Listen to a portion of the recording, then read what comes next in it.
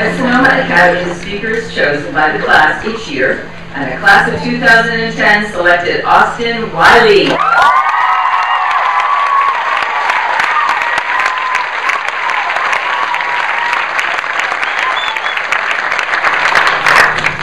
They respect Austin, and they know they can count on him.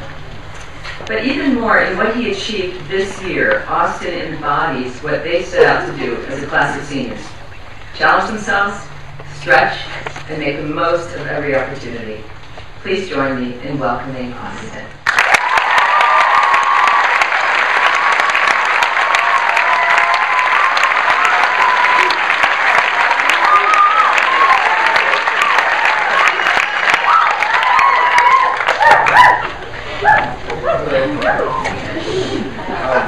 First, I must say I'm extremely honored that you guys chose me to do this. So thank you very much. Just over 3.5 years ago, one Friday morning back at the LBC, I scrambled to claim a spot on one of the highly contested red couches in Brandon's room. This day marked the end of our very first quarter at Sonoma Academy. In Brandon's humanities class, we had been assigned a portfolio that contained a collection of our work since the beginning of school. As I reorganized several writing assignments, preparing to turn in the packet, I distinctly remember thinking to myself, wow, we are finished with 1/16 of high school. This is going to go by so fast. It was a little bit sad to think that all of this would come to an end, but I pushed away the premature sentimentality and just told myself 4 years is a long time. Being the class of 2010 in 2006 isn't really a big deal, but today, here we are. High school is 100% over.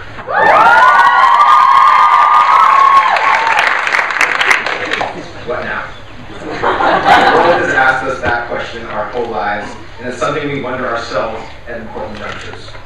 Recently, we've tried to figure out things like, where should I go to school? Should I go to college? How am I going to leave? What will it all be like? So, what now may be the most ambiguous question, but it's something I've always hoped there was a specific answer to. We may know where we are headed, but there's still so much that's unknown. I think you guys would boo me off the stage if I said, just do what you love. So, that isn't my advice. Rather, it's love what you do. Life won't ever turn out exactly how you planned, so enjoy whatever comes your way. But you don't need me to tell you that. You already laugh at each and every opportunity you can, which some teachers may think is too often, but you definitely make the best of any situation. Restless, you shift around in your chairs and bite your tongues, resisting the urge to burst out singing and dancing in class.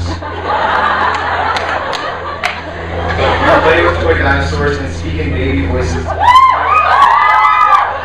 in the most advanced college-level course the school has to offer.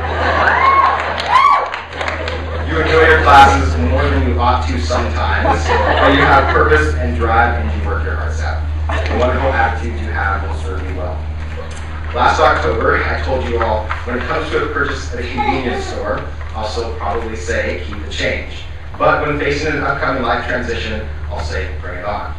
I've heard several people recite that last extremely corny line from my senior speech with surprising accuracy, but I don't think anyone remembers that I spent a good minute and a half talking about the best way to live life. And that's okay. You don't have to remember all the advice you get. But I want you to think about what you've already done. In graduating today, we've all proven that we are academically successful. We've worked hard to justify to colleges that we belong there, and we'll be heading off to join the student bodies soon enough. The seemingly endless stacks of paperwork, the last-minute essays and short answers, the lack of sleep, thank goodness it's all over. But I have noticed the lasting side effect of the college application process. We all have quite the resume to show off, from calc to chem, and stats to literature, crime and punishment, Western music, creative writing. This list of courses may look good on a transcript, but it's skewed my view of the past 4 years because it doesn't come close to capturing all that we are and everything that we've done. So now is the time to think about the second transcript we all have, the one that colleges won't see. Think about who you are and everything you've become. Think about the geniuses you are, the artists, the poets, the singers, the actors, the athletes. Think about how many books you've read, all the papers you've written. Think about how selfless you've been and all the money you've raised. Think about the debates you've won, the champions you've become, the pictures you've painted, the songs you've sung, the scenes you've acted out. Remember a game of dodgeball or kickball. Remember giving your senior speech. Remember each other's. Think about everything you've seen. The people who have entered your lives from the class of 2007 to the class of 2013. They're your friends and family. Remember your teachers, your mentors, the places you've been from the Mojave Desert to the Great Wall of China. Remember how ridiculous and incredible team building has been. Positive dates, including the knots. Remember how, when we're asked to get in a tight shoulder-to-shoulder circle, we all groan as we turn, preparing to sit on each other's laps. As freshmen, we were hesitant to get so close to these people we hardly knew, and the circle crumbled awkwardly. Going by Ellie's emails about PDA, now we're a bit too comfortable with it. So we fall down, but now we laugh at ourselves in the wonderful absurdity of what we're doing. Remember piling onto one of Brandon's couches, getting ready to hear his first story.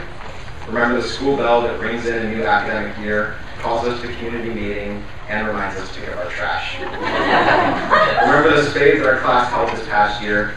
Remember our rock. Remember Jamie marching around in his robot costume. Sam wielding his camera and hiking boots. Kelly donning her lab coat. Janet surprising us with Hedge holidays. And Ellie reminding us to speak and listen from the heart.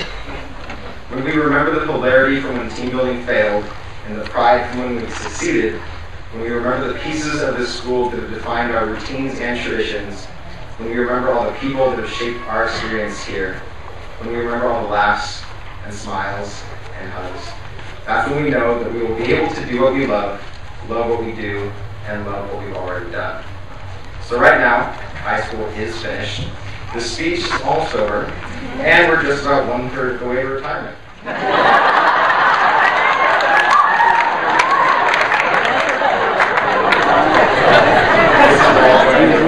So fast.